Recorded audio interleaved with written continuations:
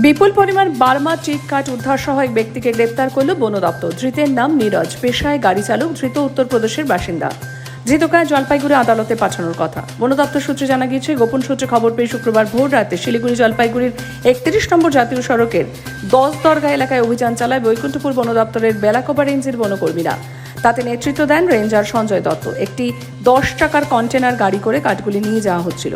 গাড়িটি আটক করে তল্লাশি চালিয়ে বিপুল পরিমাণে বার্মা টিক কাঠ উদ্ধার হয়। উদ্ধার হওয়া টিক কাঠের আনুমানিক বাজার মূল্য প্রায় 40 লক্ষ টাকা। কাঠগুলি আসাম থেকে নয়ডা নিয়ে যাওয়া হচ্ছিল। গাড়ির চালক কাঠগুলিকে কোনো বৈধ কাগজপত্র দেখাতে না পারায় গাড়ির চালককে গ্রেপ্তার করে বন দপ্তর। এই ঘটনায় আর কারা জড়িত রয়েছে তা জানতে তদন্ত শুরু করেছে তারা।